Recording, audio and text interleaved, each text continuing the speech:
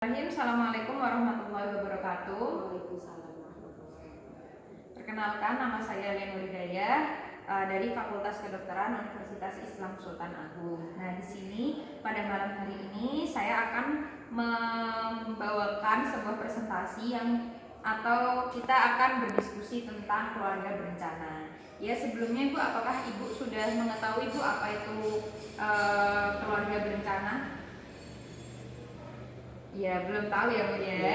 Jadi untuk sebenarnya keluarga berencana kan biasanya disingkat KB ya Bu ya. Nah, alat untuk mewujudkan keluarga berencana adalah kontrasepsi. Nah, di mana kontrasepsi ini adalah alat untuk menunda kehamilan. Dia bersifat sementara maupun permanen.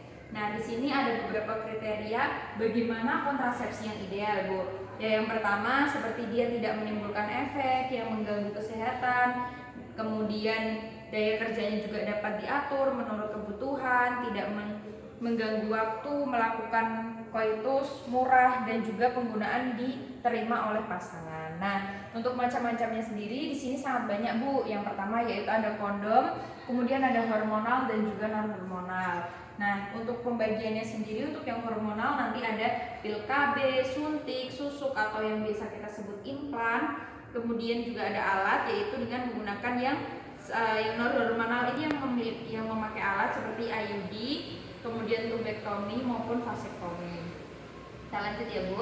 Nah, untuk yang pertama itu adalah kondom. Udah tahu ya Bu ya, sering ya Bu ya seliweran kayak kondom gitu. Nah, dimana kondom ini akan dipasangkan pada alat kelamin pada laki-laki sehingga ketika spermanya muncul itu dia tidak akan masuk ke dalam vagina wanita.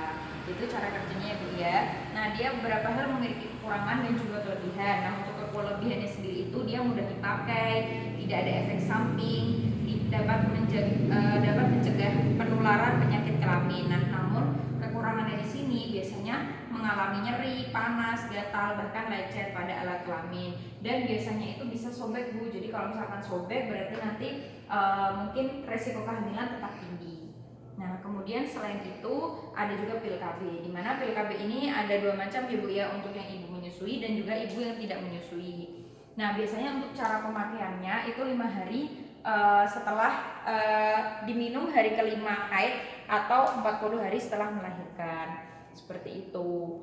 Nah, kemudian yang selanjutnya adalah suntikan. Nah, untuk suntikan ini dia ada dua macam, dimana dia ada yang 1 bulan dan juga ada yang 3 bulan ya Bu ya. Nah, untuk yang 1 bulan dia mempengaruhi produksi ASI, haid teratur tiap bulan. Sedangkan untuk yang 3 bulan tidak mempengaruhi ASI, haid tidak teratur atau tidak haid, seperti itu. Nah, cara pemakaiannya kalau hampir sama seperti pil tadi, di haid kelima atau 40 hari setelah melahirkan.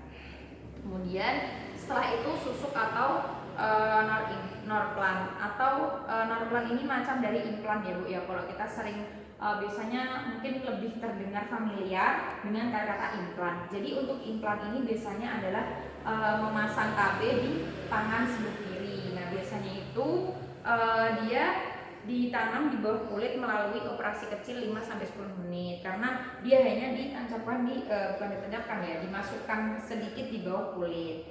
Nah, kemudian cara pemakaiannya dipasang hari 1 sampai 7 masa haid dan 40 hari setelah melahirkan. Kemudian setelah itu yang lainnya adalah IUD. Nah, IUD ini atau biasa kita sebut adalah alat kontrasepsi dalam rahim atau AKDR. Di mana pemakaiannya namanya juga tadi alat kontrasepsi dalam rahim, berarti dia memasukkan alat di dalam rahim kita untuk menunda dari kehamilannya, seperti itu ya Bu ya. Dia tuh mencegah kehamilan 3-10 tahun. Kemudian cara pemakaiannya itu tadi sudah saya jelaskan dan dipakai di hari ke-40 setelah melahirkan, hampir sama seperti tadi ya Bu ya, pil KB. Cuma di sini tidak yang 5 hari tapi hanya 40 hari setelah melahirkan. Kemudian dia tidak mengganggu kesuburan dan hubungan seksual dan juga tidak mengganggu hubungan seksual karena dipasang di dalam rahim, seperti itu ya Bu ya.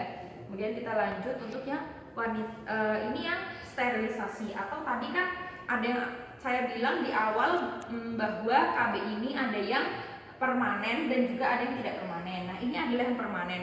Kenapa saya sebut permanen? Karena KB ini, metode KB ini akan memicu pasangan tidak akan menghasilkan keturunan lagi Bu.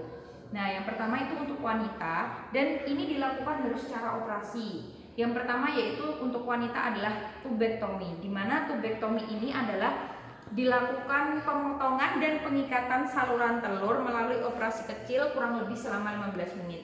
Jadi kan kalau misalkan kita hamil itu ya Bu ya, para wanita itu dia akan melewati dari tuba fallopi. Nah, karena tuba fallopinya diikat Bu, jadi habis ovarium itu ke tuba fallopi. Nah, di tuba fallopinya diikat, jadi intinya kayak jalannya itu nggak ada gitu loh Bu. Jadi ya nggak bisa bertemu gitu. Nah, sehingga dia tidak akan menjadi fertil atau tidak menghasilkan keturunan.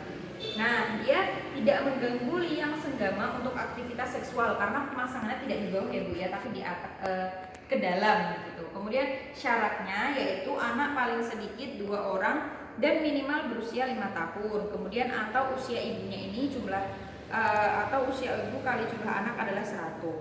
Nah, pelaksanaannya biasanya 2 kali 24 jam setelah melahirkan dan hari ke-40 setelah melahirkan atau 2 minggu setelah siklus haid. Nah, untuk yang laki-laki itu juga ada fase cara KB yang steril atau yang permanen, dia tidak akan menghasilkan keturunan, yaitu dengan vasektomi. Nah, untuk vasektomi ini hampir sama. Kalau tadi pemotongannya di bagian tuba fallopi, nah kalau untuk vasektomi ini dia pemotongannya di bagian vas deferens atau di alat kelamin laki-laki seperti itu, sehingga sperma yang akan dikeluarkan juga akan terhambat dan akan menghambat dari fertilitas, sehingga dia akan menjadi infertil.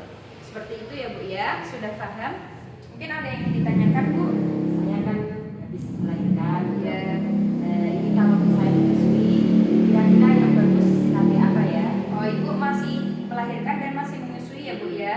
Ini menyusuinya sudah hari keberapa Bu? 20 hari. Oh, 20 hari. Nah, untuk menyusui 20 hari ini mungkin saya tadi belum menjelaskan. Jadi selain dari KB yang saya jelaskan ini, ada beberapa KB yang tidak memakai alat dan dia seperti alami. Nah, untuk yang KB alami ini salah satunya adalah MALT atau metode laktasi aminore. Di mana metode ini adalah menggunakan air susu ibu. Jadi ketika ibu menyusui setelah melahirkan, selama bayinya masih menyusui kuat dan umur bayi itu belum lebih dari 6 bulan, maka itu lebih baik metode MAL ini digunakan sebagai kontrasepsi Bu, karena itu lebih efektif. Seperti itu ya Bu ya. Dan selain itu ketika ada metode lainnya yang alami, yaitu seperti metode kalender, metode suhu basal dan yang lain-lainnya. Seperti itu ya Bu ya. Apakah jawaban saya sudah memuaskan? Sudah. Ya, untuk baik. Terima kasih atas kerjasamanya. Saya tutup terlebih dahulu. Wassalamualaikum warahmatullahi wabarakatuh. Waalaikumsalam.